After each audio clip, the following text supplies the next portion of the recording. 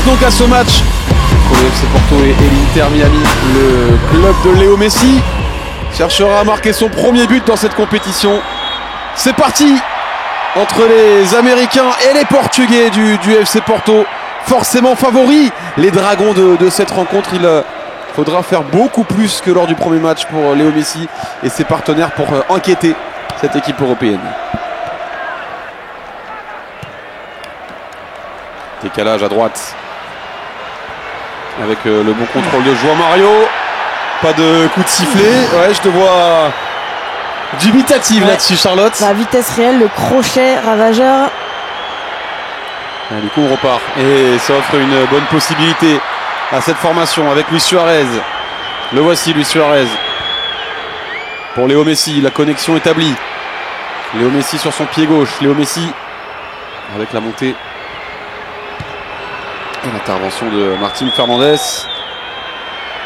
Mora pour un de ses premiers ballons. Rodrigo Mora, la pépite de 18 ans avec Ivan Marcano. Rodrigo Mora, un peu brouillon, on va dans la sortie de balle pour le FC Porto. Alors, on voit Martin Antelmi qui n'est pas content du tout. On attendait un temps mort là pour pouvoir revoir le potentiel penalty. After on-field review, the defender number 32 commit foul with tripping. Final decision is penalty kick. Ouais, décision finale, penalty pour une faute du numéro 32, en l'occurrence l'international espoir grec.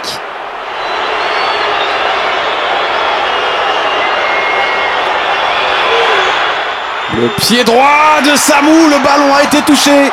Une incursion, un penalty, une frappe, efficacité maximale. Porto est devant. Ouais, ça va lui faire du bien à Samu, mais c'était pas forcément bien frappé. Après, il y a eu de la puissance, c'était au sol. Ustari qui avait bougé du bon côté.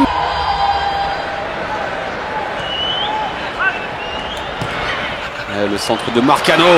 Rodrigo Mora, la frappe de Rodrigo Mora. Quel sauvetage de Maximiliano Falcone. Il avait réussi à trouver le cadre.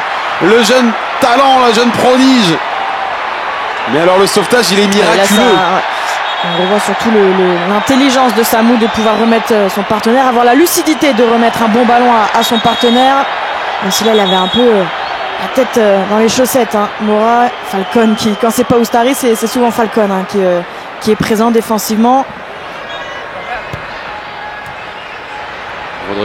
Rodrigo Mora avec Samu, il a Gabriel derrière lui. Rodrigo Mora dans les petits espaces, ouais. La frappe, Montaigne qui va heurter le Porto.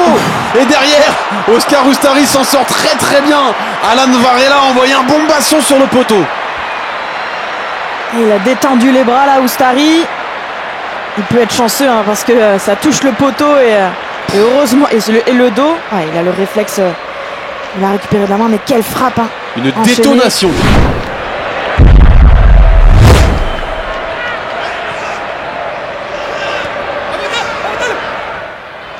Débordement d'Allende, le soutien de Weghorst, le centre de Weghorst. Oh, quelle reprise sensationnelle, la détonation qui fait exploser la cage de Claudio Ramos. Le but marqué par Telesco Segovia, très intéressant dans cette première période et qui permet à cette équipe de revenir dans la partie.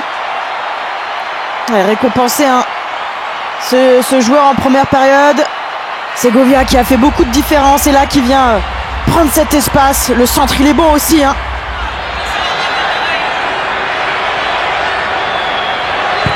Le pied gauche de Messi.